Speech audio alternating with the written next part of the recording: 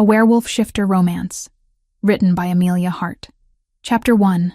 Shattered Dreams. The scent of jasmine and heartbreak still lingered in the air 3 years later.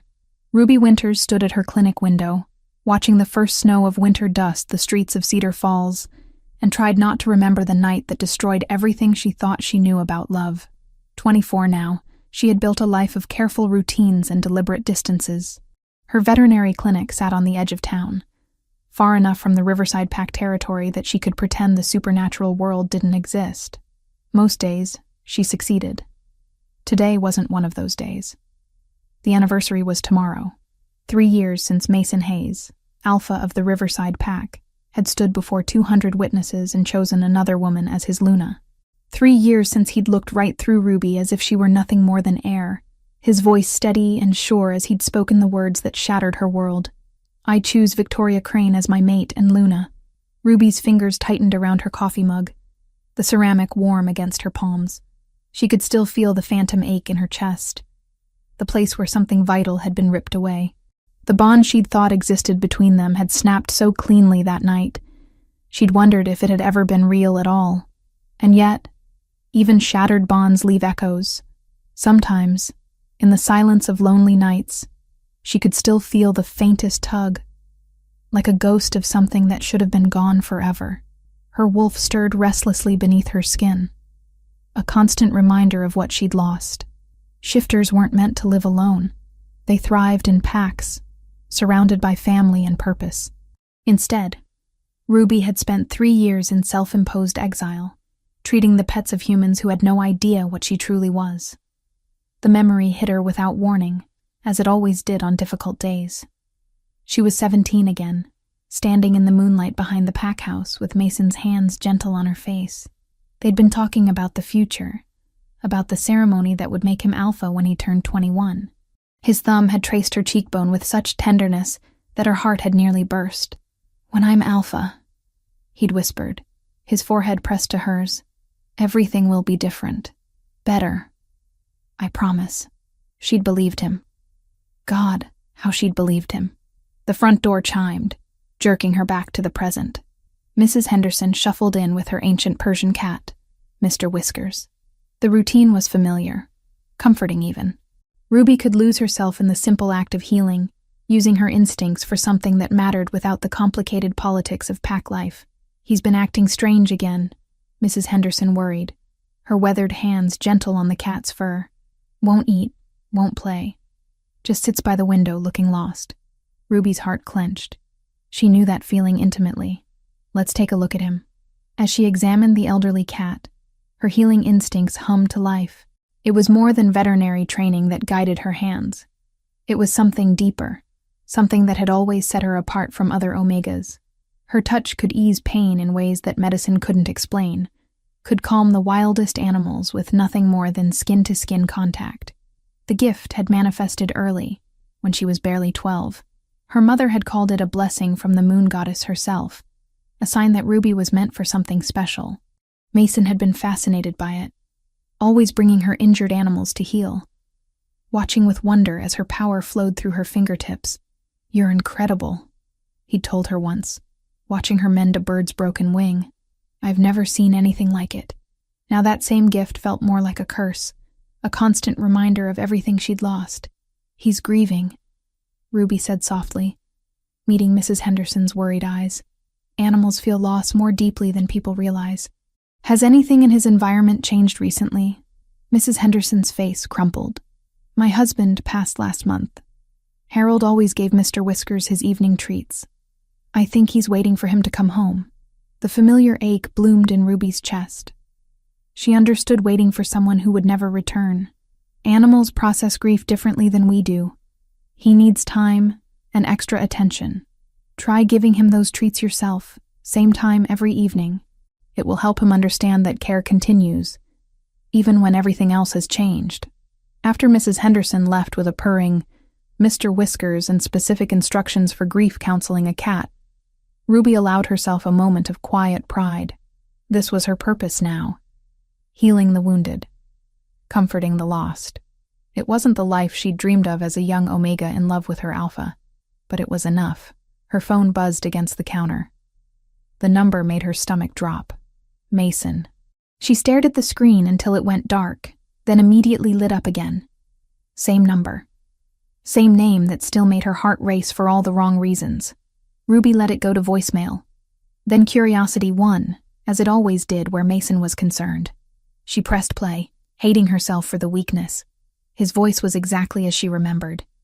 Deep, commanding, tinged with an authority that made her wolf want to roll over and submit.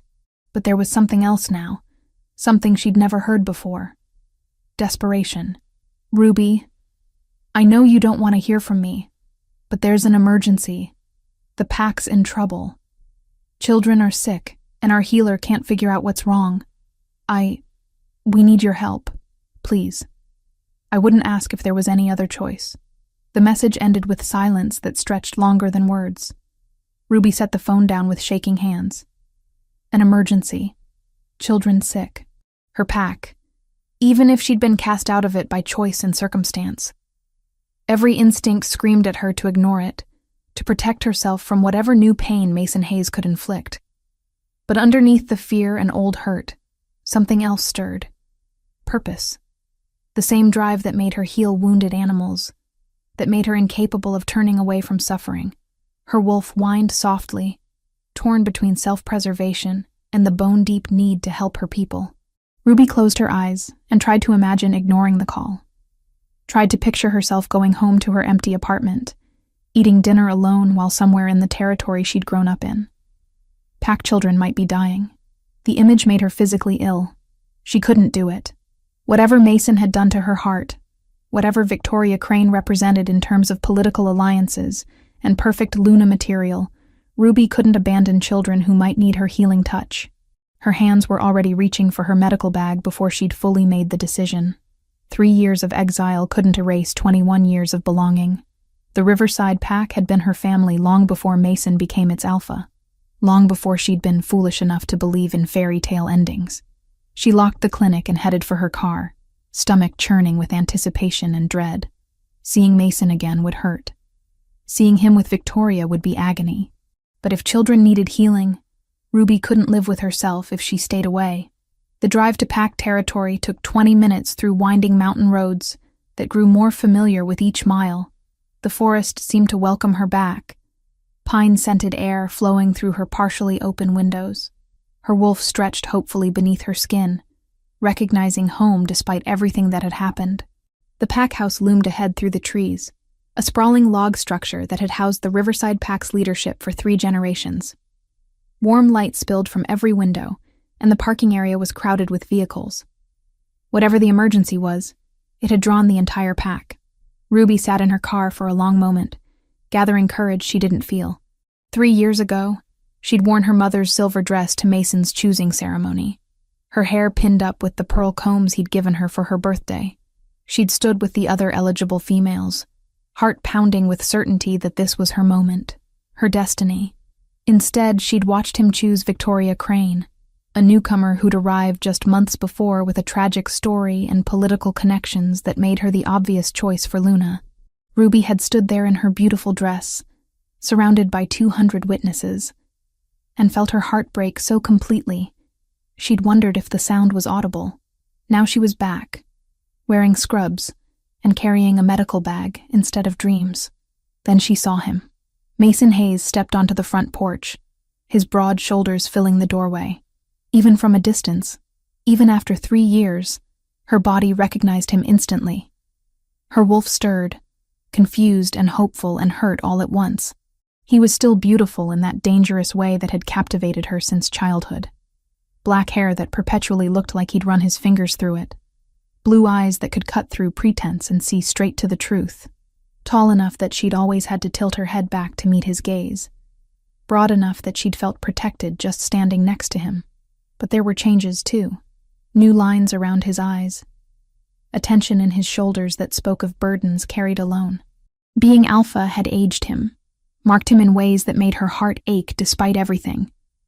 Mason's head turned, and their eyes met across the distance. Ruby's breath caught. 3 years vanished in an instant, leaving her feeling 18 again and desperately, hopelessly in love with a man who would never choose her.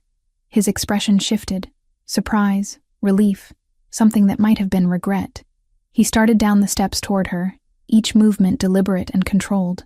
Ruby forced herself to get out of the car. Whatever this was, whatever had driven Mason to call her after 3 years of silence, she would handle it.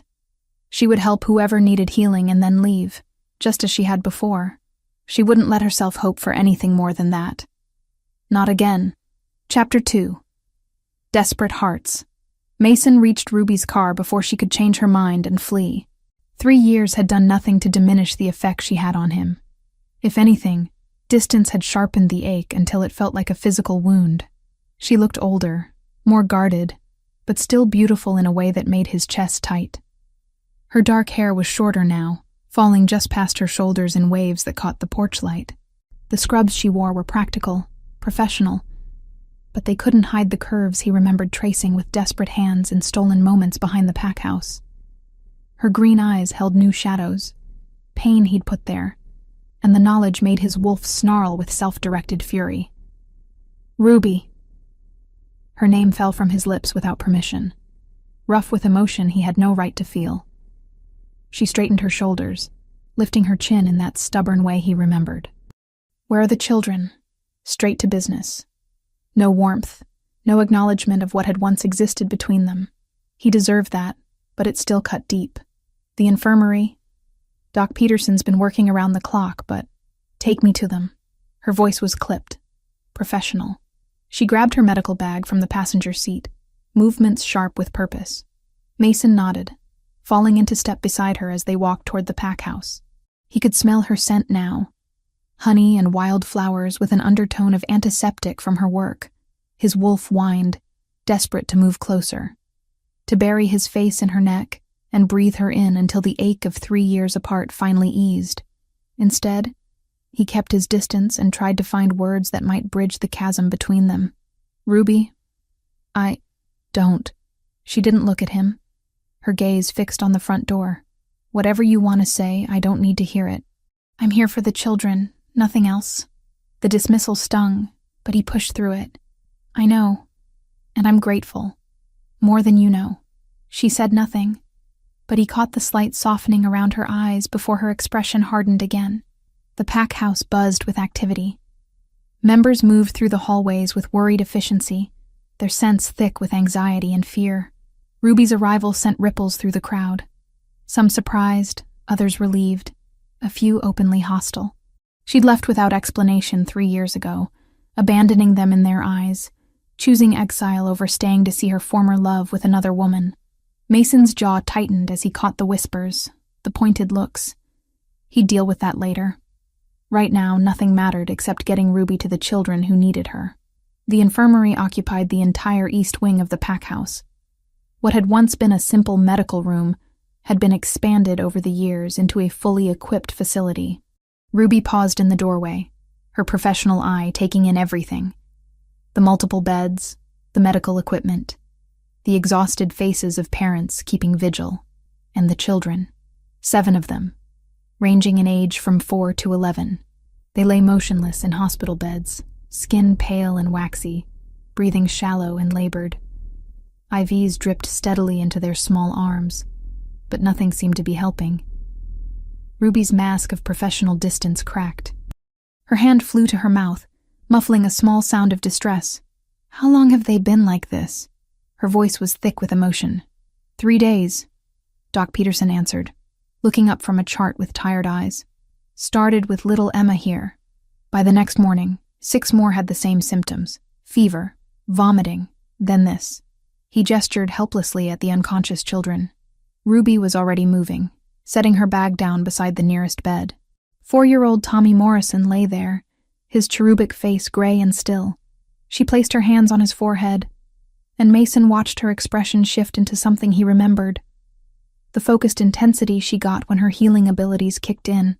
This isn't natural, she murmured, her hands moving over the child's body with practiced efficiency. Something's wrong. The energy patterns are all off. Mason stepped closer, drawn by the familiar sight of Ruby working. Her healing gift had always fascinated him, the way she could sense things that medical equipment missed. As a child, she'd mended broken wings and soothed frightened animals. As a teenager, she'd saved his life more than once during territorial disputes. "What do you mean?" he asked. Ruby's brow furrowed in concentration. It's like something is actively blocking their natural healing processes. Their bodies want to recover, but there's interference. She looked up at Doc Peterson. "Have you tested for toxins? Plant-based poisons?" "Everything I could think of. All negative." Ruby moved to the next bed, then the next, her hands glowing faintly with the power that made her unique among Omegas. Mason found himself watching her face instead of her work, remembering nights when those same hands had traced his skin with loving reverence, when she'd healed cuts from training sessions with kisses and gentle touches. Mason. Victoria's voice cut through his memories, sharp with displeasure. He turned to see his Luna standing in the doorway, her perfectly styled blonde hair and designer clothes, a stark contrast to Ruby's practical appearance. Victoria's blue eyes were cold as winter as they fixed on Ruby's bent form. "I wasn't aware we were expecting outside help," Victoria said, her tone suggesting she found the idea distasteful. Ruby's hand stilled on young Emma's forehead. Mason saw her shoulders tense, the familiar defensive posture he remembered from childhood, when other pack members had questioned her abilities or her place among them. "The children are dying," Mason said quietly, his voice carrying enough alpha authority to make Victoria's eyes flash. "Ruby has healing abilities that could save them. I'm sure our pack doctor is perfectly capable. Our pack doctor has been trying for 3 days without success." Mason's patience, already stretched thin by worry and guilt, snapped completely. "These are our pack's children, Victoria.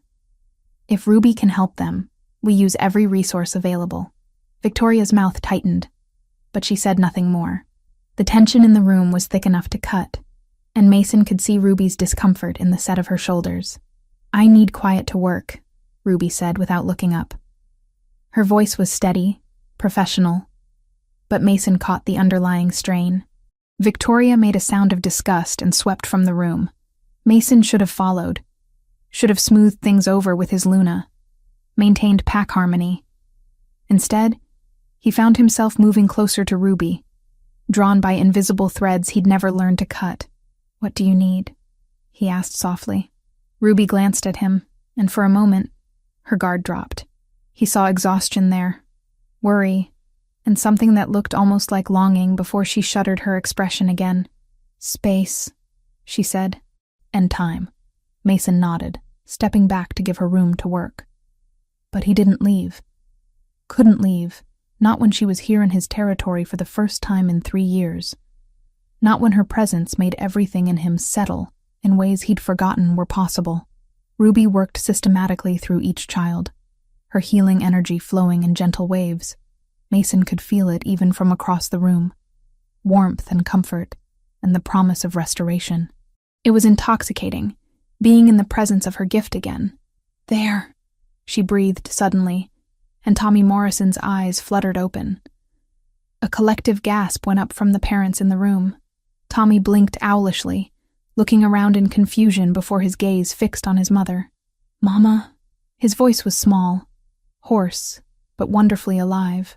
Mrs. Morrison burst into tears, gathering her son into her arms. The other parents pressed closer, hope lighting their faces for the first time in days.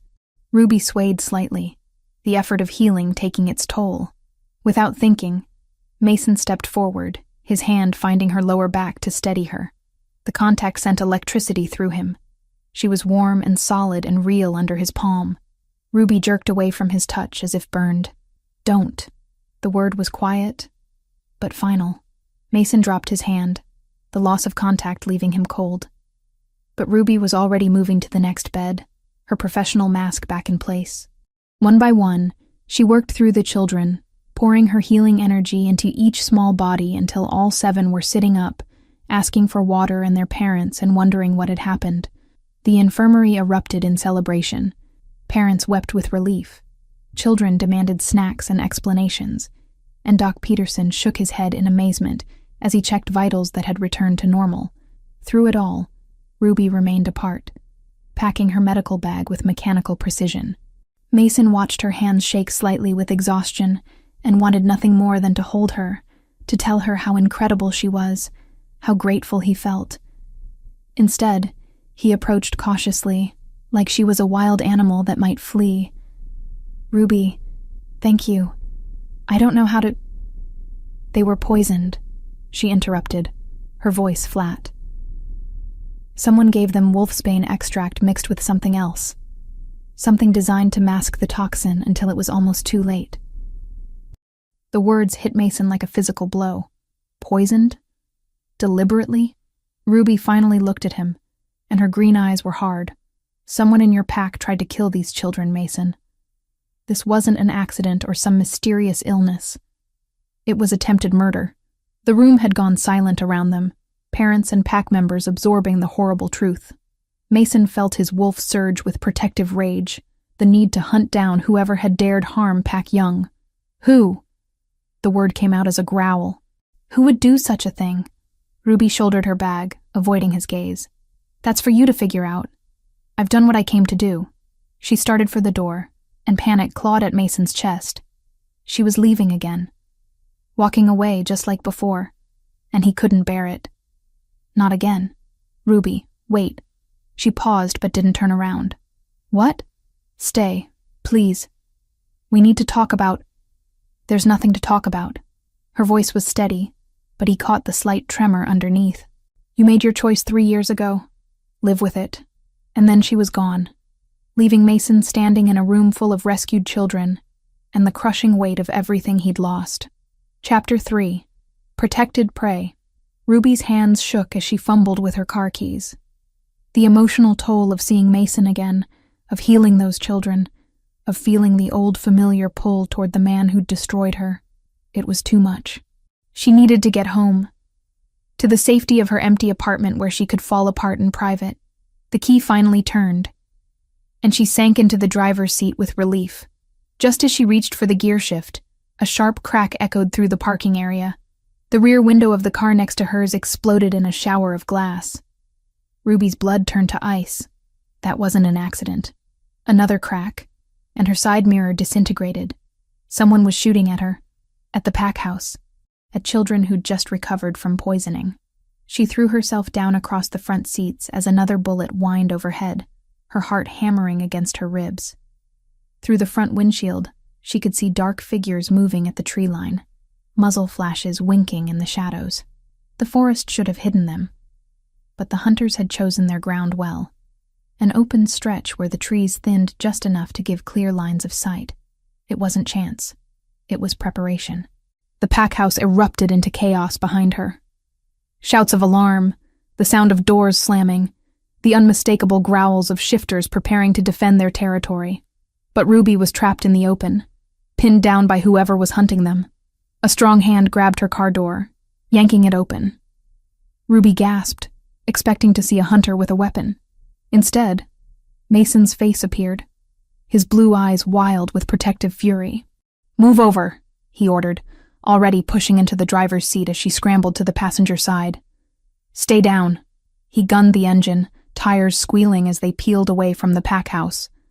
More shots rang out behind them, but Mason's reflexes were alpha sharp, weaving between parked cars and using the building for cover. "Who were they?" Ruby gasped, staying low as instructed. "Hunters." Mason's voice was grim, his knuckles white on the steering wheel. "They've been hitting isolated shifters for months, but this is the first time they've been bold enough to attack pack territory directly." Ruby's mind raced. The children, the poisoning. It's connected, isn't it? Mason glanced at her, something unreadable flickering in his expression. "I think so. Someone's been gathering information about the pack, about our weaknesses. They knew exactly when to strike." They drove in tense silence through winding mountain roads, putting distance between themselves and the attack. Ruby watched Mason's profile in the dashboard light, noting the hard line of his jaw, the way his eyes constantly scanned for threats. This was the Alpha she remembered from childhood. Protective, dangerous, willing to do anything to keep his people safe. "Where are we going?" she asked, as they turned onto a road she didn't recognize. "Safe house. It's not far." The safe house turned out to be a modest cabin tucked deep in the forest, invisible from any main road. Mason parked behind it, where the car would be hidden from aerial surveillance, and came around to help Ruby out. "Are you hurt?" His hands hovered near her shoulders, not quite touching, but ready to catch her if she fell. "I'm fine," but her voice shook, betraying the lie. The adrenaline was wearing off, leaving her dizzy and hollow. Mason's jaw tightened. "Ruby, don't." She stepped away from his almost touch, wrapping her arms around herself. "Just don't." He nodded stiffly and led her toward the cabin. The interior was sparse but comfortable. A living room with a stone fireplace, a small kitchen, 2 bedrooms. It smelled of pine and dust and faintly of Mason himself, as if he'd spent time here recently.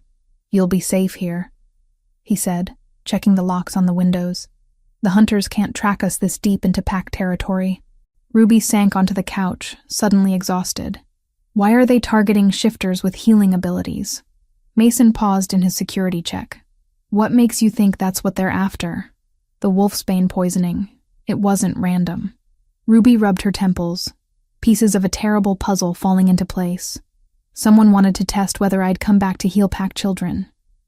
They were counting on my healing instincts being stronger than my desire to stay away. The truth hit Mason like a physical blow. Ruby could see it in the way his shoulders tensed, the way his hands clenched into fists. "They used you as bait," he said quietly. "They poisoned children to draw you out. And it worked." Ruby's laugh was bitter. "I walked right into their trap."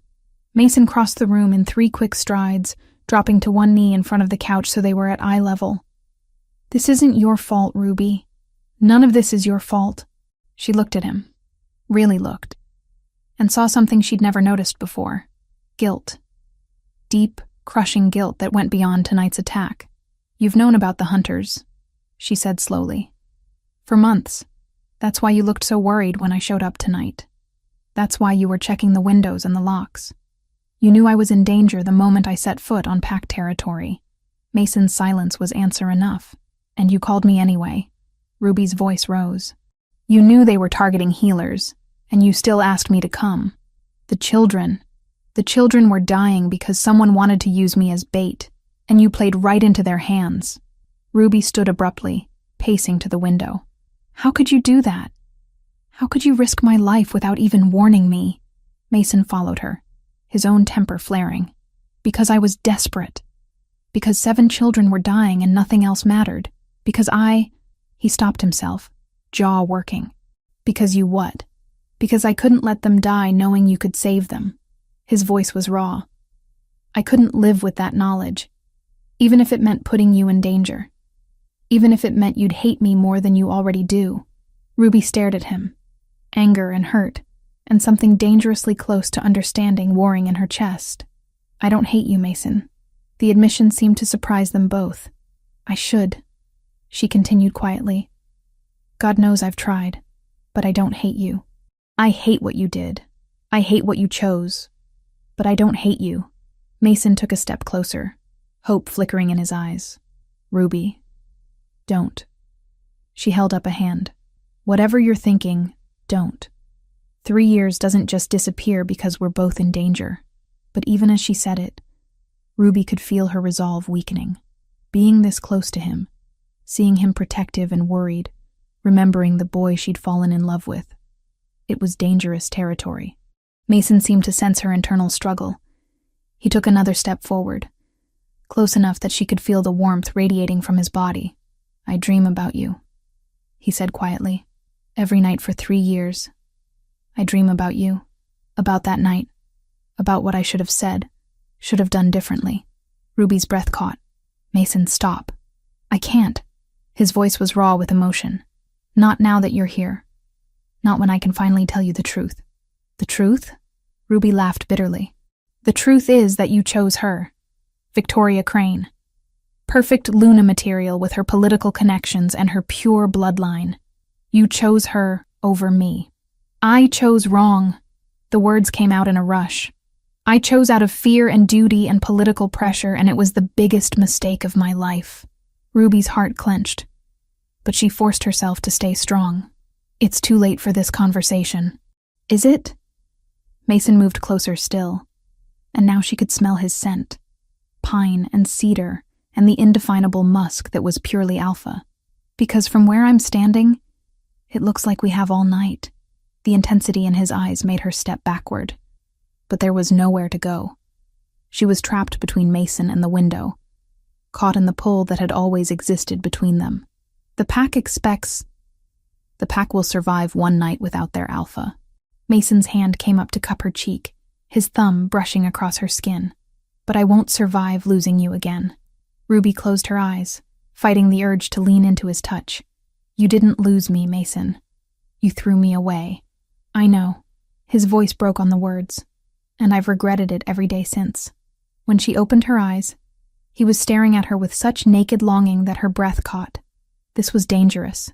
This was exactly what she'd sworn she wouldn't let happen. But then his thumb traced her lower lip, and all her good intentions crumbled. Ruby. Her name was a prayer on his lips. She was about to respond, was about to make another terrible mistake, when a sharp knock echoed through the cabin. They sprang apart, the spell broken. Mason's hand went immediately to the weapon at his side, his body shifting into protective mode. Stay behind me, he ordered, moving toward the door. But Ruby had caught a familiar scent through the walls. Her blood ran cold. Mason, don't... The door opened to reveal Victoria Crane, her perfect blonde hair windswept, and her blue eyes bright with false concern. Thank God you're safe, Victoria breathed, rushing toward Mason. When I heard about the attack, I was so worried. I had to make sure you were all right. Her gaze slid to Ruby, and for just a moment, something cold and calculating flickered behind the mask of concern. And Ruby, of course. How fortunate that you both escaped unharmed. But as Victoria spoke, Ruby caught something else in her scent, something that made her wolf recoil in recognition. Wolfsbane, faint but unmistakable. Victoria Crane smelled like the poison that had nearly killed 7 children. Chapter 4. Dangerous Truths. Ruby's blood turned to ice as Victoria's scent registered fully. Wolfsbane and something else. Something metallic and cold that made her wolf recoil in instinctive fear. But Mason was already moving toward his Luna, relief evident in his posture, as Victoria threw herself into his arms. I was so worried. Victoria breathed against his chest, her perfectly manicured hands clutching at his shirt. When I heard gunshots, when I couldn't find you, I'm fine, Mason assured her, his arms coming up automatically to hold her. We both are. Ruby watched the embrace with a familiar ache in her chest. But underneath the pain was something else. Suspicion. How had Victoria found them? Mason had said this was a secret safe house, hidden deep in pack territory where hunters couldn't track them. Yet Victoria had arrived within an hour of their escape, looking perfectly put together despite supposedly rushing through dangerous woods in the dark. How did you know where to find us? Ruby asked quietly. Victoria's blue eyes flicked to her over Mason's shoulder, and for just a moment, Ruby caught something cold and calculating there before it disappeared behind practiced concern. I know all of Mason's safe locations, Victoria said smoothly, stepping back from the embrace, but keeping one hand possessively on his arm. As Luna, it's my responsibility to be able to find him in emergencies. Ruby frowned. Even if Victoria knew the coordinates, reaching this cabin in less than an hour through twisting mountain roads should have been nearly impossible. Unless, of course, she hadn't come alone, and someone had cleared her path. It was a reasonable explanation. But something about Victoria's tone made Ruby's skin crawl. The woman was lying. Ruby was certain of it. But why? Victoria, how did you get away from the pack house safely? Mason asked, his alpha instincts finally kicking in. The hunters could still be out there. Oh, they're gone. Victoria waved a dismissive hand. Beta Jackson organized a patrol and drove them off. No casualties, thankfully, though several cars were damaged. Her gaze drifted meaningfully to Ruby. It seems they were specifically targeting someone. The accusation was subtle but clear. Ruby's presence had brought danger to the pack. Ruby bit back her defensive response, knowing it would only make things worse. The children are safe? Ruby asked instead. Perfectly fine, thanks to you. Victoria's smile was bright and empty, though I have to wonder what brought you back after all this time. It's not like you to risk yourself for a pack that you abandoned. Victoria. Mason's voice carried a warning that made his Luna's eyes flash. I'm simply concerned for everyone's safety, Victoria said innocently. These hunters seem very well informed about our pack's vulnerabilities, about who has healing abilities, when they might be called upon to help. It makes one wonder how they came by such specific intelligence. Ruby felt the blood drain from her face as the implication hit home. Victoria was suggesting that Ruby herself might be feeding information to the hunters. It was a clever manipulation, subtle enough that Mason might not catch it, but devastating enough to plant seeds of doubt. That's enough, Mason said sharply. Ruby risked her life to save those children. She deserves our gratitude, not suspicion. Victoria's hand tightened on his arm. Of course, darling. I didn't mean to imply. Yes, you did. Ruby had heard enough. She grabbed her medical bag from where she'd set it by the door. And message received. I should go. Ruby, wait. Mason stepped toward her, but Victoria's grip on his arm held him back. Perhaps that's for the best, Victoria said softly. For everyone's safety. The hunters might follow her scent trail here. Ruby stared at the woman who had stolen her life, her mate, her future.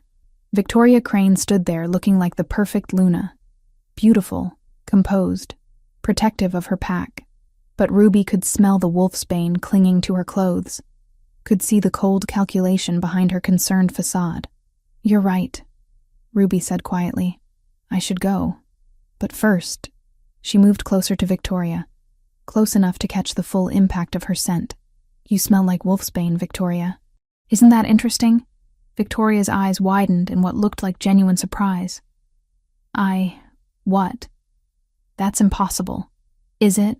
Ruby circled her slowly, like a predator scenting prey. Because I can smell it on your clothes, in your hair. The same wolfsbane compound that nearly killed 7 children. That's ridiculous, Victoria sputtered. But Ruby caught the slight tremor in her voice. I've been nowhere near wolfsbane. I don't even know what it smells like. Funny thing about wolfsbane, Ruby continued conversationally, it's hard to work with. Gets into everything, clothes, skin, hair. Takes days to completely wash out. And it has a very distinctive scent signature that healing-gifted individuals can detect. Mason's head snapped toward Victoria, his nostrils flaring as he tested her scent. Ruby watched his expression change from confusion to horror as he caught what Ruby had noticed immediately. Victoria. His voice was deadly quiet. Why do you smell like poison? I don't know what she's talking about, Victoria said quickly, backing toward the door. This is clearly some kind of mistake. Maybe I brushed against something in the woods. There's no wolfsbane in these woods, Mason interrupted, his alpha power beginning to radiate outward in waves. It doesn't grow naturally in this region. Someone would have to cultivate it deliberately. Victoria's mask was slipping, desperation creeping into her voice. Mason, you can't seriously believe... I can smell it too now, Mason said, his words falling like hammer blows. Wolfsbane. And something else. Something chemical. Synthetic. Ruby nodded grimly. The masking agent. Whoever made that poison knew what they were doing. They used something to hide the wolfsbane from casual detection, but they couldn't fool a trained healer. Victoria's blue eyes darted between them, and Ruby saw the moment she realized her deception was unraveling. The concerned Luna facade cracked, revealing something cold and calculating underneath. You don't understand, Victoria said, her voice taking on a desperate edge. I didn't have a choice. They have... She cut herself off abruptly, but it was too late. The admission hung in the air between them. They have what? Mason's voice was barely above a growl. Who has what, Victoria? Victoria straightened, some of her composure returning. It doesn't matter.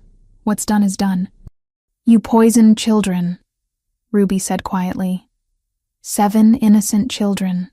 They could have died, but they didn't, Victoria snapped, her mask falling away completely. You healed them, just like we knew you would. Just like you always do, playing the martyr, the selfless healer who can't resist helping anyone who needs it. The contempt in her voice was like a physical slap. Ruby staggered back, the full scope of the betrayal hitting her. You've been planning this. For how long? Victoria laughed, a sound devoid of warmth. Years. Ever since I realized that Mason would never truly be mine as long as you existed. As long as he held on to some pathetic hope that you might come back. Mason made a sound like a wounded animal. Victoria, what have you done? What I had to do, Victoria said fiercely. The hunters offered me a deal. Your precious ruby in exchange for information about pack defenses. It was supposed to be clean, simple. They would take her, and our problem would be solved. Our problem? Mason's power lashed out, making the windows rattle. Ruby was never a problem. You made her one. Victoria's composure cracked further. She was always there, Mason. Even after you chose me, even after she left. She was always between us. You think I didn't notice how you looked at old photos of her? How you went quiet every time someone mentioned her name? Ruby felt sick. All those years of believing Mason had moved on, had been happy with his choice, and Victoria had been living with the same jealousy and insecurity that had eaten away at Ruby herself. So you made a deal with hunters, Ruby said numbly. You gave them information about the pack's healing resources, about me. I gave them what they wanted to know, Victoria said defiantly. That you had unusually strong healing abilities. That you would come running if pack children were in danger. That was all. That was enough, Mason growled. More than enough to get people killed. No one was supposed to die. Victoria's voice rose to a near shriek. The poison was carefully measured. The children would get sick enough to bring Ruby back, but not sick enough to actually die. It was supposed to be controlled. And the hunters attacked tonight? Ruby asked. Was that controlled too? Victoria went silent, her face pale. They were supposed to take you quietly, she whispered finally, during the chaos at the pack house. But you escaped too quickly, and Mason... She looked at him with something like regret. You weren't supposed to be with her. You were supposed to be dealing with pack security while they took her away. The betrayal was complete. Ruby felt hollow, scooped out by the magnitude of what Victoria had done. Not just the poisoning, not just the hunters, but the systematic destruction of everything Ruby had once called home. Where are they now? Mason asked, his voice deadly calm. The hunters. Where are they waiting? Victoria's eyes darted toward the window. I don't... A red laser dot appeared on the glass behind her, and Ruby's blood turned to ice. They're here, she breathed. Mason was already moving, tackling both women to the floor as the window exploded inward in a hail of gunfire. But as they hit the ground, Ruby caught Victoria's expression. Not surprise or fear, but grim satisfaction. The woman had led the hunters right to them, and now they were trapped. Chapter 5. Blood and Betrayal. Gunfire erupted through the cabin like deadly fireworks, splintering wood and shattering glass as Mason shielded Ruby with his body. Victoria rolled away from them, pressing herself against the wall with practiced ease. Too practiced, Ruby realized with sickening clarity. The woman had known exactly what to expect. Stay down, Mason growled, his eyes already beginning to glow with the golden light that preceded a shift. Ruby, can you get to the back bedroom? Before Ruby could answer, the front door exploded inward. 3 figures in tactical gear poured through, assault rifles raised and ready. Their faces were hidden behind night vision goggles, but their movements were coordinated, professional. Mason was shifting even as the first hunter cleared the doorway. His human form blurred and expanded, bones cracking and reforming as his wolf burst free.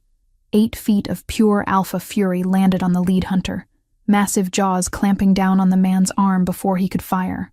The hunter's scream was cut short as Mason's teeth found his throat. Ruby scrambled toward the hallway, her medical bag clutched against her chest. But the second hunter was already tracking her movement, finger tightening on the trigger. Don't shoot her, you idiot! Victoria's voice cracked like a whip. She's worth more alive. The hunter hesitated for a split second, long enough for Mason to tear free from his first victim and launch himself across the room. But the third hunter was ready, a tranquilizer gun already aimed at the massive black wolf. The dart caught Mason in the shoulder. He stumbled, shaking his great head as the drug took hold, but his alpha strength fought the sedative. With a snarl of pure rage, he charged the third hunter. Ruby used the distraction to reach the bedroom, slamming the door behind her and frantically looking for another exit. The window was too small, the walls too thick. She was trapped. Heavy footsteps approached the door. Ruby pressed herself against the far wall, her healing abilities useless against bullets and tranquilizer darts. She could hear Mason fighting in the main room, growls and shouts and the sound of furniture being destroyed. The door handle turned. Ruby closed her eyes, thinking of the children she'd saved, of Mason's desperate confession, of all the things she'd never get to say or do. At least the kids were safe. At least she'd managed to heal them before. Ruby. Victoria's voice was soft, almost gentle. Come out. It's over. Ruby opened her eyes to find Victoria standing in the doorway. No longer the polished Luna, but something harder, more dangerous. Her blonde hair was disheveled, her designer clothes torn, but her eyes were bright with triumph. Where's Mason? Ruby demanded. Tranquilized. Don't worry, he's not dead. The hunters need him alive to keep the pack from retaliating. Victoria stepped into the room, closing the door behind her. Though I can't guarantee he'll stay that way if you don't cooperate. Ruby's wolf snarled beneath her skin, desperate to shift and fight. But she was an Omega, bred for healing rather than battle. Against trained hunters and whatever Victoria had become, she wouldn't stand a chance. What do you want? Ruby asked. Victoria laughed, a sound devoid of warmth. What I've always wanted, for you to disappear. Permanently this time. The hunters want your healing abilities for their experiments. Something about weaponizing supernatural gifts. Victoria shrugged as if discussing the weather. They've been very generous with their payments for information. Ruby felt sick. How long? How long have you been working with them? Since before I even arrived at Riverside Pack. Victoria's mask fell away completely, revealing the cold calculation beneath. Did you really think it was coincidence? A lone Omega refugee with a tragic backstory, arriving just months before the Alpha's choosing ceremony? Her eyes flickered, and for a heartbeat Ruby glimpsed something raw beneath the cold confession. A trace of jealousy, of longing, of a woman who had played her role so well she had almost started to believe it herself. The room spun around Ruby. You were never a refugee. My pack was never destroyed. I volunteered for this assignment because the payment was too good to refuse, and because taking down an Alpha's mate was considered a significant achievement in certain circles. Ruby's mind raced, pieces of a horrifying puzzle falling into place. You've been feeding them information for years. About pack defenses, about individual abilities, about everything. Victoria's smile was sharp as a blade. Patrol schedules, safe house locations, the identities of pack members with useful gifts. The hunters have been very patient, building their database, waiting for the right moment to strike. The children. You could have killed them. Victoria's expression flickered. The first sign of genuine emotion Ruby had seen. That wasn't supposed to happen. The dosage was carefully calculated. But children metabolize toxins differently than adults, and several of them nearly... She shook her head. It doesn't matter. They survived. Because I healed them. Because I'm exactly the kind of person who can't let children die. Even children from a pack that cast me out. Ruby's voice was hollow. You knew I'd come. I knew Mason would call you. I knew his guilt over choosing me would make him desperate enough to reach out. And I knew you'd never be able to resist playing the martyr. Victoria pulled a syringe from her jacket pocket, the needle gleaming in the dim light. It was really quite predictable. Ruby eyed the syringe warily. What is that? Something to keep you compliant during transport. The hunters prefer their subjects conscious but manageable. Victoria stepped closer. Don't worry. I'm told the experiments are only moderately painful. Most subjects survive the initial phase. Most? Ruby's voice cracked. Well, healing abilities are so rare. The researchers need multiple test subjects to establish proper baselines. Victoria's tone was conversational, as if she were discussing grocery shopping. Your tissue samples alone should keep them busy for months. The casual cruelty was worse than outright malice. Ruby stared at the woman who had shared Mason's bed for 3 years, who had stood beside him at pack gatherings, who had been accepted as Luna by people Ruby had grown up with. You're a monster, Ruby whispered. I'm practical. Victoria raised the syringe. Hold still. Fighting will only make this more difficult. Ruby tensed, preparing to run or fight or do something, anything, to avoid that needle. But before she could move, a sound reached them through the cabin walls. Howls. Deep, powerful, unmistakably alpha. Victoria frowned. That's impossible. The tranquilizer should have kept him unconscious for hours. The howls grew closer, joined by others. A pack responding to their alpha's call for help. Ruby's heart leaped with hope, even as Victoria's face twisted with rage. "No," Victoria snarled. "I won't let you ruin this. I've worked too hard, sacrificed too much." She lunged forward with the syringe. Ruby threw herself sideways, crashing into the nightstand as the needle passed inches from her throat. Victoria cursed, regaining her balance and advancing again. "You should have stayed away," Victoria hissed. "You should have left us alone. Mason was finally starting to forget you, finally beginning to accept what we had. But you couldn't let that happen, could you? You had to come back and remind him of everything he thought he'd lost." Ruby scrambled backward, using the bed as a barrier. "He never forgot me. That's what's been eating at you all these years, isn't it? You could have his body, his title, his loyalty, but you never had his heart." Victoria's composure shattered completely. "Shut up. I gave him everything. I was the perfect Luna, the perfect mate. I supported his decisions, defended his leadership, stood by him through every crisis. And for what? So he could dream about some pathetic Omega who abandoned him? I never abandoned him," Ruby said quietly. "He abandoned me when he chose you over everything we'd built together, over everything we'd promised each other." "Promises?" Victoria laughed wildly. "What promises? You were children playing at love. I gave him real partnership, real devotion." The bedroom window exploded inward as a massive black shape crashed through it. Mason in full wolf form, his golden eyes blazing with fury, blood matting his fur, where the tranquilizer dart had struck. Victoria spun around, the syringe still clutched in her hand. "You should be unconscious." Mason's lips pulled back from fangs that gleamed white in the darkness. When he spoke, his voice was distorted by the partial shift, more growl than words. "Alpha blood burns through chemicals faster than you know. It wasn't the first time.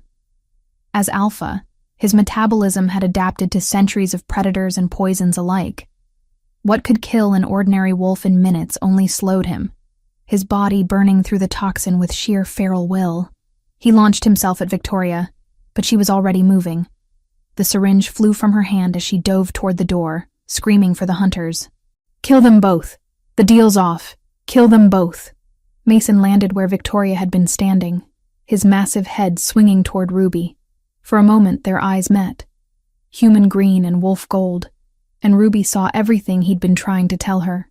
Love, regret, desperate hope, and a promise that this time he would choose her. This time he would choose right. Gunfire erupted from the main room as the remaining hunters responded to Victoria's screams.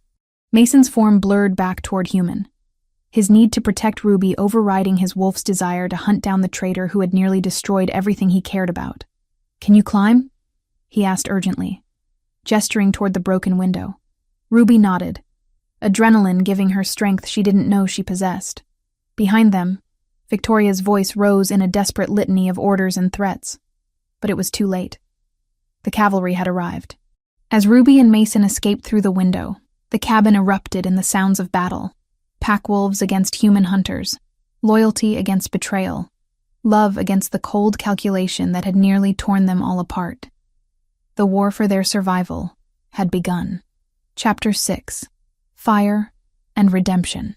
The forest erupted in chaos around them as Ruby and Mason crashed through the underbrush, the sounds of battle echoing behind them. Pack wolves had arrived in force, their howls splitting the night as they engaged the hunters in deadly combat. But Ruby could hear Victoria's voice rising above it all, directing the remaining mercenaries with cold precision. Mason's hand found hers in the darkness, his fingers interlacing with hers as they ran. Even in human form, his alpha strength pulled her forward when her legs threatened to give out. Blood streamed from a dozen cuts where broken glass had sliced through his clothes, but he showed no signs of slowing. "There's another safe house," he panted, his voice rough from the partial shift. 2 miles north. We can... A rifle crack split the air, and bark exploded from the tree beside Ruby's head. She threw herself sideways, dragging Mason with her as more shots rang out. Through the trees, she could see muzzle flashes. At least 3 hunters had broken away from the main battle to pursue them. "They're hurting us," Mason realized, his eyes scanning the darkness ahead, pushing us toward something. Ruby's blood chilled as she caught a familiar scent on the wind. Victoria. She's out there waiting. Mason's expression hardened. Then we give her what she's waiting for. Before Ruby could ask what he meant, Mason was shifting again. But this time, he didn't complete the transformation. Instead, he held himself in that dangerous space between human and wolf, enhanced strength and speed, but with human intelligence and the ability to speak. "Stay behind me," he growled, his voice distorted but understandable. "Whatever happens, Ruby, I need you to know." "Don't." Ruby's hand found his face, her fingers tracing the sharp angles that were more pronounced in his partial shift. "Don't say goodbye. Not again." Mason's golden eyes met hers, and she saw everything there. Love, regret, determination, and a desperate need to protect her no matter the cost. "I love you," he said simply. "I've loved you since we were children. I never stopped, not for a single day." Ruby's heart clenched. "Mason, I chose wrong before. I was scared, and I let politics and duty cloud my judgment. But if we survive this, if we make it through tonight," his hand covered hers where it rested against his cheek. "Choose me back, Ruby. Give us another chance." Before she could answer, the hunters closed in. 3 figures emerged from the shadows, their movements coordinated and deadly. But these weren't the armored mercenaries from the cabin. These men moved with supernatural grace, their eyes reflecting light in the darkness. "Enhanced humans," Mason snarled. "Victoria's been busy." The first hunter launched himself at Mason with inhuman speed. They collided in a tangle of claws and fists, rolling across the forest floor in a deadly embrace. The second hunter circled wide, trying to flank them, while the third raised a weapon Ruby didn't recognize, something that hummed with electric energy. Ruby pressed herself against a massive oak, her medical bag clutched to her chest. She had no weapons, no way to fight creatures that were faster and stronger than normal humans. But as she watched Mason grapple with his opponent, she realized she did have something. Her healing abilities weren't just for mending wounds. They could also cause them. The thought came to her like a revelation. If she could accelerate healing, could she reverse the process? Could she turn her gift into a weapon? The third hunter aimed his strange device at Mason, finger tightening on the trigger. Ruby didn't think. She just moved. Her hands found the hunter's throat as he fired, and she poured her power into him. But instead of healing energy, she pushed something else. Cellular breakdown. The rapid decay that was the opposite of regeneration. The hunter screamed, dropping his weapon as his skin began to burn under her touch. He clawed at her hands, but Ruby held on, horrified and fascinated by what she was doing. The man's enhanced strength meant nothing against the cellular destruction coursing through his system. "Ruby!" Mason's warning came too late. The second hunter had circled behind her while she was focused on his partner. Strong arms wrapped around her waist, lifting her off her feet and away from her victim. She kicked and struggled, but the enhanced human's grip was like iron. "Valuable little healer," the hunter purred in her ear, his voice carrying a slight accent she couldn't place. "The researchers will be very interested in your offensive capabilities." Ruby drove her elbow back into his ribs, feeling something crack. The hunter grunted but didn't release her. Instead, he began dragging her deeper into the forest, away from Mason's desperate battle. "Let her go." Victoria's voice cut through the darkness like a blade. Ruby's captor stopped, confusion evident in his posture. "Ma'am?" Victoria stepped into view, no longer the polished Luna but something far more dangerous. Her designer clothes were torn and bloody, her perfect hair tangled with leaves and debris. But her eyes burned with an intensity that made Ruby's skin crawl. "I said let her go." Victoria's voice carried an authority that made the enhanced human's grip loosen involuntarily. "She's mine to deal with. The contract specified live capture. The contract is void." Victoria's smile was sharp as broken glass. "Change of plans," The hunter released Ruby so suddenly she stumbled, catching herself against a tree. Behind them, she could hear Mason finishing his fight. The wet sound of claws finding flesh, a gurgled scream that cut off abruptly. "Victoria," Ruby said carefully, trying to keep her voice steady. "Whatever you're planning." "What I'm planning." Victoria laughed, the sound echoing through the trees. "I'm not planning anything anymore, Ruby. I'm improvising.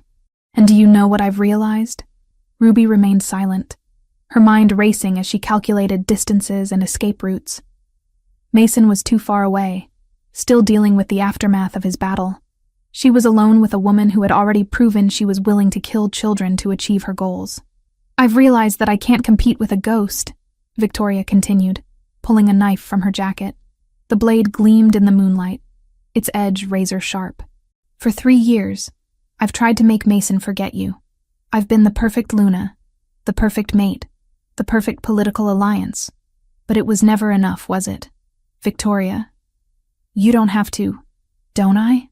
Victoria's voice rose to a near shriek. "Do you have any idea what it's been like? Sharing his bed while knowing he dreams of you? Hearing him say my name but knowing he's thinking of yours? Watching him go through the motions of loving me while his heart was always somewhere else?" Ruby's back hit another tree as Victoria advanced, the knife held low and ready. "That wasn't my choice. I left. I stayed away for 3 years. But you came back." Victoria's mask of control finally shattered completely. "You couldn't just stay gone, could you? You had to come back and remind him of everything he thought he'd lost. Well, I won't let you destroy what I've built. I won't let you take him from me again." She lunged forward with the blade. Ruby threw herself sideways, feeling the knife part the air where her throat had been. Victoria was fast, faster than Ruby had expected, already spinning to follow up with another strike. Ruby's healing training kicked in. Not the mystical energy work, but the practical medical knowledge that included anatomy and vulnerable points. She grabbed Victoria's wrist, twisting hard to redirect the knife away from her body. Ruby had never been trained as a warrior, but years of medical practice had given her a precise knowledge of anatomy, where to strike, where to twist, how to use leverage when strength failed. Fear lent her speed, and desperation gave her power she didn't know she possessed. They grappled in the darkness, both women fighting with the desperation of those who had everything to lose. Victoria was stronger, better trained, but Ruby had the advantage of desperation and the knowledge that Mason was fighting his way toward them. The knife scored across Ruby's shoulder, sending fire through her arm. She gasped, her grip loosening just enough for Victoria to tear free. "You should have stayed away," Victoria panted, raising the blade again. "You should have let us be happy." "Were you happy?" Ruby asked, genuinely curious despite the knife pointed at her heart. "Really? Because from where I stood, it looked like you were both just going through the motions." Victoria's face twisted with rage and something that might have been grief. "We could have been. If you'd just stayed away. If you'd just let him go." "I did let him go." Ruby's voice was quiet, certain. 3 years ago, when he chose you, I let him go completely. I built a new life, found a new purpose. I didn't come back for him, Victoria. I came back for 7 dying children. Liar. I'm not lying. Ask yourself, if I'd wanted Mason back, wouldn't I have fought for him 3 years ago? Wouldn't I have stayed and tried to change his mind instead of disappearing without a word? Victoria's hand trembled, the knife wavering slightly. "You're trying to confuse me. I'm trying to tell you the truth. The Mason you fell in love with, the one who chose you as his Luna, he was never really yours to begin with. Not because of me, but because he was broken. Because he chose duty over his heart, and it poisoned everything he touched." Victoria's composure cracked further. "Stop. He would have been miserable with me too if he'd chosen me for the wrong reasons. Love isn't about possession, Victoria. It's about choice. Free choice, made without coercion or guilt or political pressure." "Shut up!" Victoria raised the knife above her head, prepared to bring it down in a killing stroke. But before she could strike, a massive black shape crashed into her from the side. Mason in full wolf form, his golden eyes blazing with protective fury. Victoria flew backward. the knife spinning away into the darkness as she hit the ground hard. Mason shifted back to human form, blood streaming from multiple wounds, but his attention focused entirely on Ruby. "Are you hurt?" Ruby nodded toward her injured shoulder. "Nothing I can't heal." Mason's hands were gentle as he examined the cut, his touch sending familiar warmth through her despite the pain. "I'm sorry. I should have been faster." "You were fast enough." Ruby caught his face in her hands, studying the cuts and bruises that marked his skin. "Let me heal you." "Ruby, let me heal you," she insisted. "Please." Mason nodded, going still as her healing energy flowed between them. The warmth that had always existed between them intensified, becoming something deeper, more profound. Not just physical healing, but the mending of 3 years of broken trust and wounded hearts. A soft groan reminded them that Victoria was still conscious. She lay crumpled against a fallen log, her perfect hair matted with blood, her designer clothes torn beyond repair. But her eyes were still sharp, still calculating. "It's not over," she whispered. "Even if you kill me, it's not over. The hunters know about you now, about what you can do. They'll never stop coming." Mason's expression hardened. "Then we'll be ready for them." Victoria's laugh was broken, defeated. "Will you? When they come for your children? When they poison your water supply, your food stores? When they turn your own pack members against you with lies and bribes and threats?" Ruby felt Mason tense beside her, but she placed a calming hand on his arm. "Why?" she asked Victoria. "Why did you really do this?"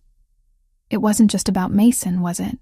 Victoria's mask slipped one final time, revealing something raw and desperate underneath. "My real pack was destroyed. Not by enemies or rival alphas, but by hunters. They experimented on us, tortured us, turned us into weapons. I was the only one who escaped, and only because I agreed to work for them." The confession hung in the air between them, changing everything. Ruby felt her anger drain away, replaced by something closer to pity. "They have leverage over you," she realized. "Other survivors, people you care about." Victoria nodded weakly. "My younger sister, my parents. They're alive, but only as long as I deliver what the hunters want. I thought if I gave them you, they'd finally let my family go." Mason's expression softened fractionally. "Victoria, don't." Victoria struggled to sit up, wincing at the movement. "Don't you dare pity me. I made my choices. I poisoned children, betrayed the pack that took me in, tried to murder the woman you love. I don't deserve forgiveness."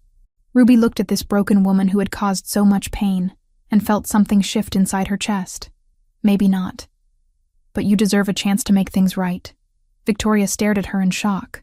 "What?" "Help us," Ruby said simply. "Tell us everything you know about the hunters' operations, their plans, their weaknesses. Help us save your family and stop them from hurting anyone else." Mason's hand found hers, his fingers interlacing with hers in silent support. Whatever choice Ruby made, he would stand behind her. Victoria's eyes filled with tears for the first time since Ruby had known her. "Why would you trust me? After everything I've done?" Ruby smiled, feeling lighter than she had in years. "Because everyone deserves a second chance. Even you. Even us." As dawn broke through the trees, the 3 of them sat in the forest clearing and began planning how to take down the organization that had manipulated them all. It wouldn't be easy, and there would be more battles to come, but for the first time in 3 years, Ruby felt hope blooming in her chest. She had her healing gift, her strength, and most importantly, she had Mason beside her, not because of duty or politics or desperation, but because they had chosen each other freely. Chapter 7. Chosen Hearts. 2 weeks after the battle in the forest, Ruby stood before the Pack Council, her hands steady despite the weight of what she was about to do. The great hall of the Riverside Pack House had been restored after the hunter attack, its wooden beams gleaming under soft lighting that made the gathered pack members look like they were participating in something sacred, which Ruby supposed they were. Mason sat at the head of the council table, no longer just the alpha who had made a desperate political choice 3 years ago, but a leader who had fought for his people, his territory, and the woman he loved. The scars from his battle with the hunters were still visible on his hands and face, but they only served to emphasize the strength that had always been there. Victoria sat in the defendant's chair, her wrists bound with silver chains that prevented her from shifting. But she was no longer the broken woman who had tried to murder Ruby in the forest. Over the past 2 weeks, as she had shared everything she knew about the Hunter organization, a different person had emerged. Someone who had made terrible choices but was trying to atone for them. Victoria Crane, Elder Morrison intoned, his weathered face grave. You stand accused of treason against the Riverside Pack, conspiracy with enemies of our kind, and the attempted murder of pack members. How do you answer these charges? Victoria straightened her shoulders, meeting the elder's gaze without flinching. Guilty on all counts. A murmur ran through the assembled pack members. Ruby could smell their emotions. Anger, betrayal, confusion, and underneath it all, a grudging respect for Victoria's honesty. The penalty for treason is death, Elder Morrison continued. However, Alpha Hayes has requested that we consider the circumstances of your actions and the cooperation you have provided in dismantling the Hunter network. Do you wish to speak in your own defense? Victoria glanced at Mason, then at Ruby, before addressing the council. I don't ask for forgiveness.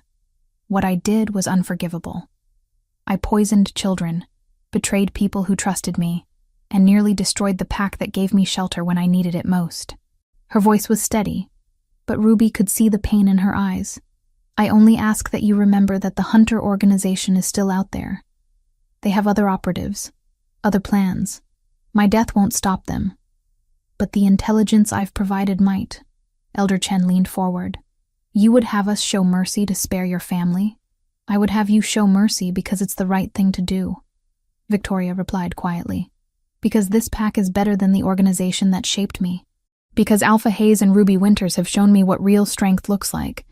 The kind that protects rather than destroys. Ruby stepped forward, drawing all eyes to her. She had asked for the right to speak on Victoria's behalf, knowing it would be controversial, but feeling it was necessary. 3 years ago, I left this pack because I believed there was no place for me here, she began, her voice carrying clearly through the hall. I was wrong. Not because circumstances have changed, but because I finally understand what it means to belong somewhere. She looked directly at Mason, seeing love and encouragement in his blue eyes. Belonging isn't about blood or tradition or political convenience. It's about choice.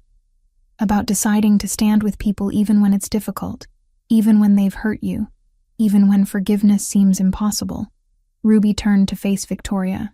Victoria made terrible choices, but they came from a place of desperation and manipulation. She was a victim before she became a perpetrator, and in the end, when it mattered most, she chose to help us rather than destroy us. She tried to kill you, Beta Jackson pointed out harshly. She would have succeeded if the Alpha hadn't intervened. Yes, Ruby agreed. She would have. But that same desperation, that same fierce loyalty to the people she loves, that's what we need to fight the Hunters. Not her death, but her knowledge, her connections, her inside understanding of how they operate. Mason stood, his Alpha presence filling the room. I've spoken with the Council of Alphas from the surrounding territories. The Hunter organization has been active across multiple states, targeting gifters and healers specifically. Victoria's intelligence has already helped us shut down 3 of their research facilities and rescue dozens of captives. He walked around the table to stand beside Ruby, his hand finding hers in a gesture of solidarity that sent warmth through her entire body. I propose exile rather than execution. Victoria will be stripped of her Luna status and banished from Pact territory, but she'll be free to continue working with federal authorities to dismantle the Hunter network. The Pact members exchanged glances, weighing justice against practicality. Finally, Elder Morrison called for a vote. It was close, closer than Ruby had hoped, but Mercy won by 3 votes. Victoria closed her eyes in relief, tears streaming down her cheeks. Thank you, she whispered. Don't thank us yet, Mason said seriously. Exile means you can never return to Pact territory. You'll be alone, without the protection or support of a Pact family. It's a hard life, Victoria nodded. Harder than I deserve, but easier than death. I'll make the most of it. As the silver chains were removed from her wrists, Victoria looked at Ruby one final time. I'm sorry, she said simply, for everything. I hope you'll be happy. Ruby surprised herself by stepping forward and embracing the woman who had tried to destroy her. I hope you'll find peace, she replied. Real peace, not the kind that comes from possession or control. Victoria was escorted from the hall by pack guards who would see her safely to the territory boundary. Ruby watched her go, feeling a strange sense of closure. Not forgiveness exactly, but something like understanding. Now, Elder Morrison said, his voice taking on a more ceremonial tone. We come to the matter of the Alpha's choice of Luna. Ruby's heart stopped. She looked at Mason in surprise, but he was smiling. The first genuine, unguarded smile she'd seen from him in years. 3 years ago, I made a choice based on fear and political pressure, Mason said, his voice carrying to every corner of the hall. I chose someone I thought would be safe, practical, beneficial to the pack's standing. I was wrong. Not because Victoria turned out to be a traitor, but because I ignored the most important factor in choosing a mate. He turned to face Ruby fully, taking both her hands in his. Love. Real love. The kind that makes you better, stronger, more than you ever thought you could be alone. Ruby felt tears prick her eyes as Mason dropped to one knee before her, there in front of the entire pack. Ruby Winters, he said, his voice thick with emotion. You are my heart. You always have been, since we were children playing in these very halls. You are my strength, my conscience, my better half. I should have chosen you 3 years ago. Should have had the courage to follow my heart instead of my fears. He pulled a simple silver ring from his pocket. Not the ornate Luna circlet that Victoria had worn, but something personal, meaningful. Ruby recognized it as the promise ring he'd given her when they were teenagers, the one she'd left behind when she fled the pack. I can't undo the mistakes I've made, Mason continued, but I can choose better going forward. Will you be my Luna, my mate, my partner in all things? Will you choose me back, Ruby? Ruby looked down at the man kneeling before her, then at the faces of the pack members surrounding them. These people had watched her grow up, had seen her leave in heartbreak, had welcomed her back when they needed her skills. Some looked skeptical, others hopeful, but all of them were waiting for her answer. Yes, she said, her voice breaking with joy. Yes, I choose you. I choose us.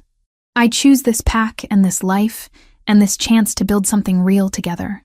Mason slipped the ring onto her finger, then stood to kiss her deeply as the hall erupted in cheers and applause.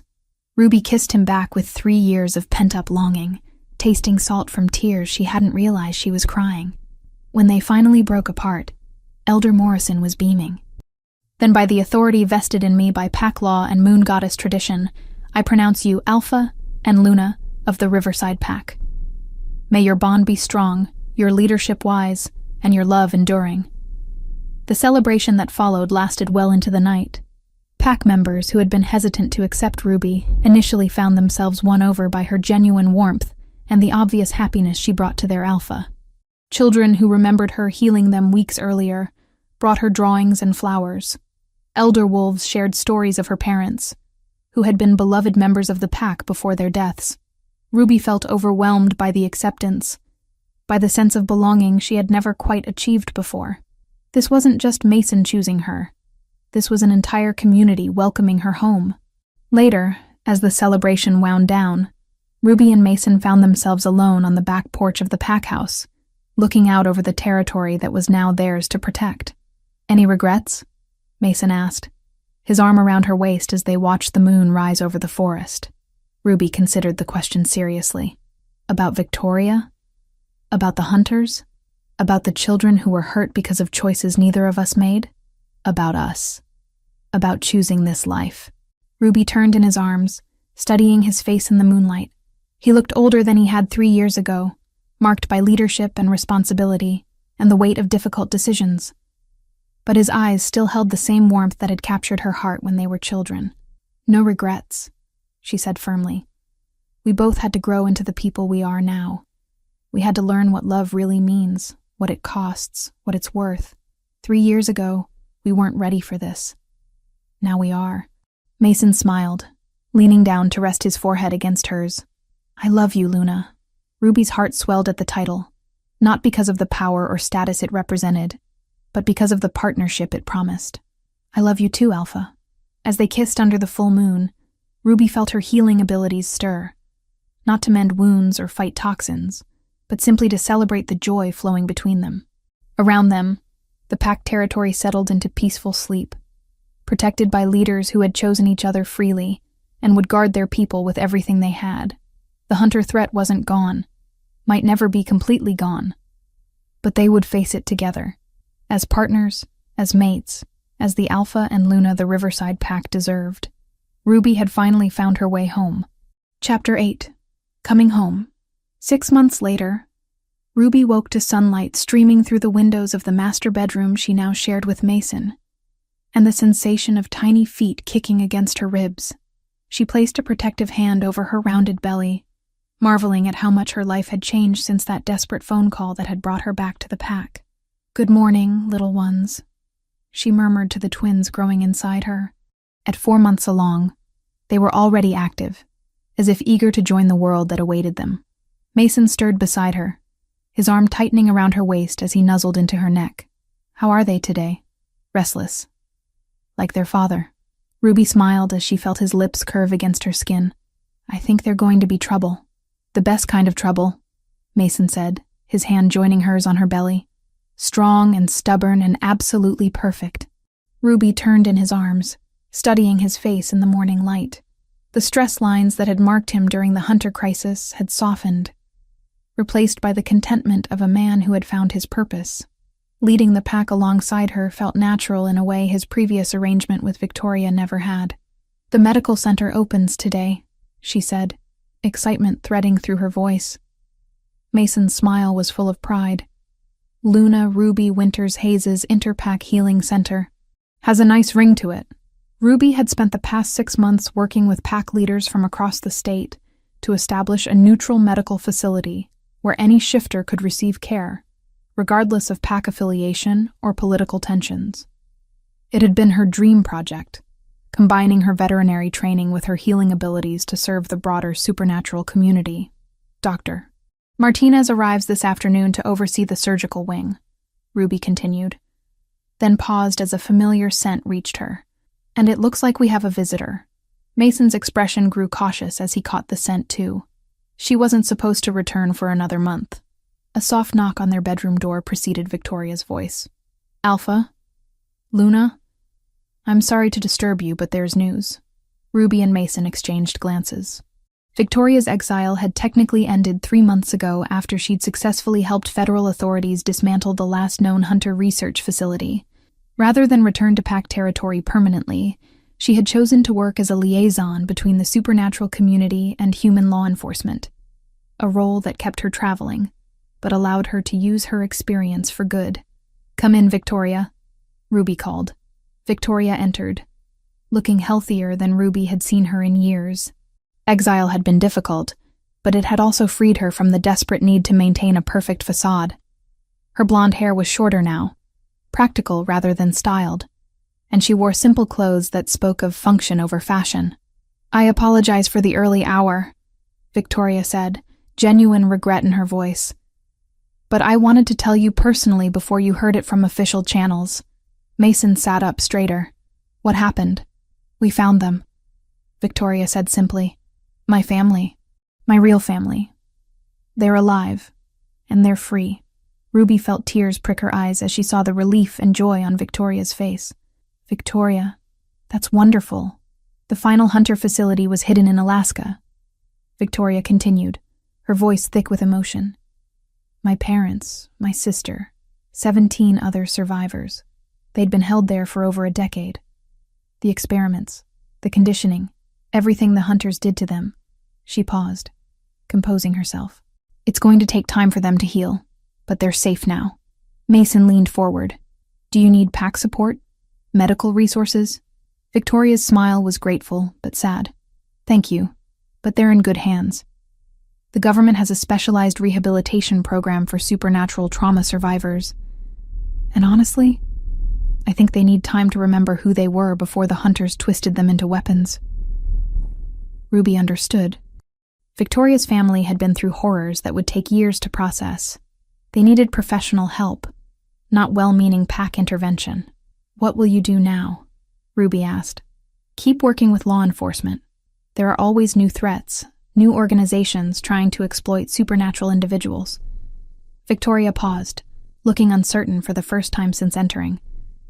"But I wanted to ask, when the medical center holds its dedication ceremony, would it be appropriate for me to attend? I know my presence might be uncomfortable for some pack members." Ruby looked at Mason, seeing her own thoughts reflected in his eyes. Victoria's information had been crucial in stopping the hunters, and her work continued to protect other supernaturals from similar fates. More importantly, she had genuinely changed from the desperate, manipulative woman who had poisoned children to get what she wanted. "You should be there," Ruby said firmly. "You're part of this story, Victoria. Part of what made the medical center possible. The pack needs to see that redemption is real, that people can change." Victoria's eyes filled with tears. "I don't deserve your forgiveness." "Maybe not," Ruby replied honestly, "but you've earned a chance to keep making amends. That's worth something." After Victoria left to continue her work, Ruby and Mason prepared for the day ahead. The medical center's opening was a significant milestone, not just for Ruby personally, but for the entire supernatural community.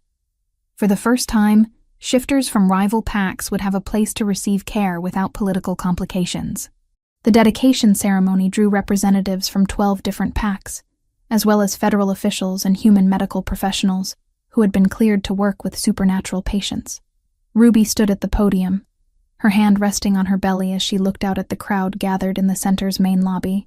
3 years ago, I thought my life was over, she began, her voice carrying clearly through the space. I had lost my pack, my purpose, my sense of belonging. But sometimes what feels like an ending is actually the beginning of something better. She found Mason in the crowd, standing with the pack elders and beaming with pride. Beside him, the 7 children she had healed sat with their families, healthy and strong, and serving as living proof of what her abilities could accomplish. "This medical center represents more than healing," Ruby continued. "It represents hope.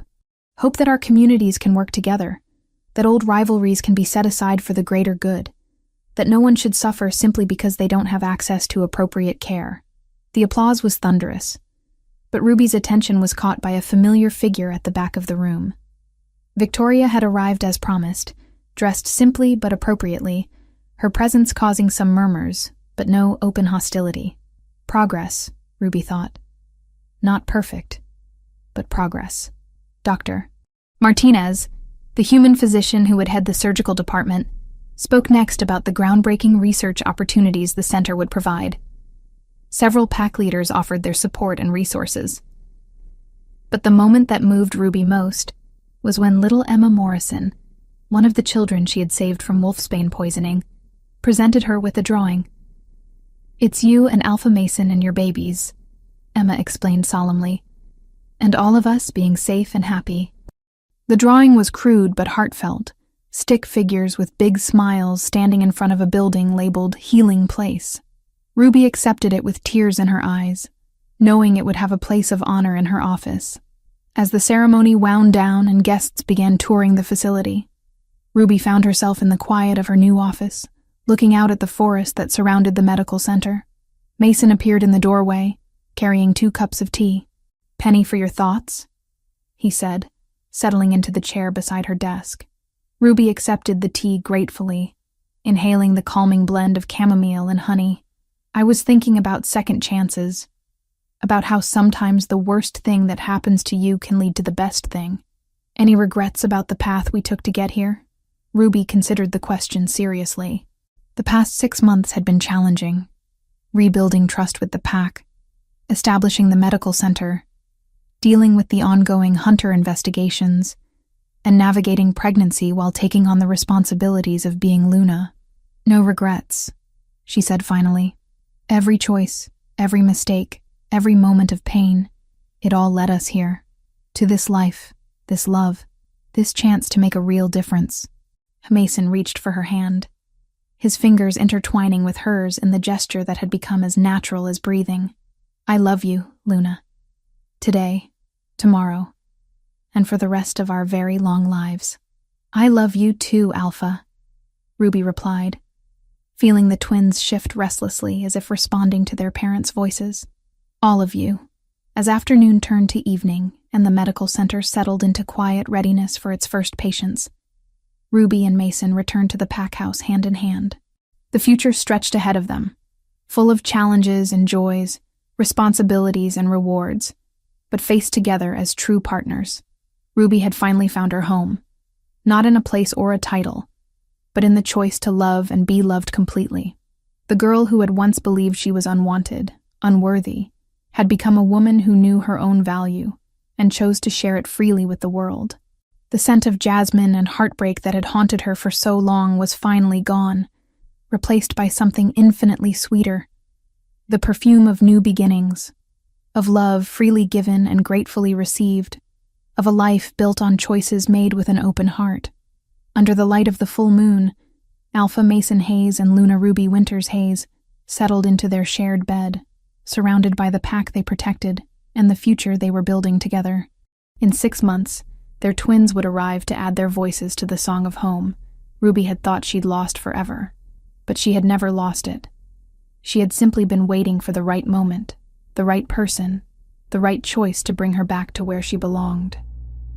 In Mason's arms, with their children growing inside her and their pack sleeping safely around them, Ruby had never been more certain of anything in her life. She was exactly where she was meant to be,